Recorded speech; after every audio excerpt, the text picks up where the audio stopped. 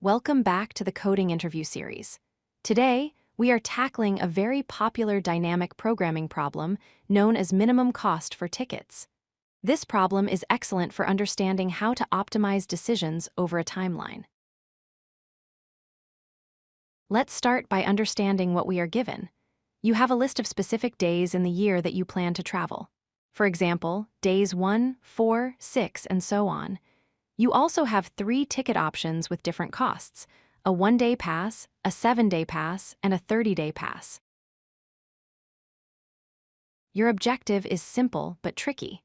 You need to figure out the absolute minimum amount of money required to cover every single one of your travel days.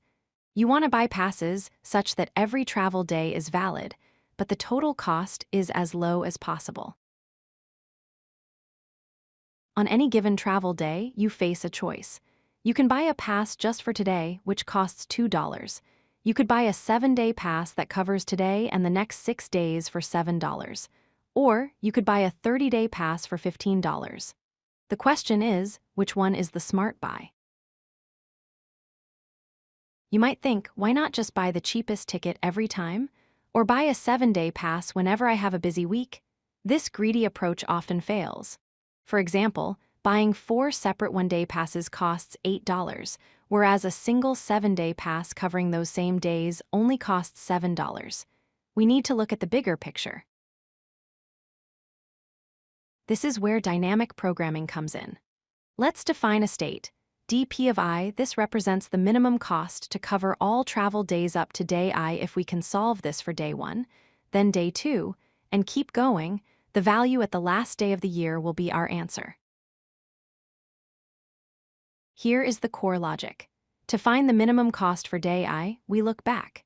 We take the minimum of 3 options: the cost up to yesterday plus a 1-day pass, the cost from 7 days ago plus a 7-day pass, or the cost from 30 days ago plus a 30-day pass. What about the days you don't travel? This is important. If day I is not in your travel list, you don't need to spend any extra money. The cost to cover up to today is exactly the same as the cost to cover up to yesterday. We just carry the value forward. So the algorithm looks like this. First, put your travel days into a set for quick checking. Second, create your DP array. Third, loop through every day up to your last travel day. Apply the logic. If it is a travel day, calculate the minimum of the 3 options. If not, just copy the previous day's cost. Finally, let's look at efficiency. The time complexity is big O of k, where k is the last day of your travel, usually 365. This is because we iterate through the days once.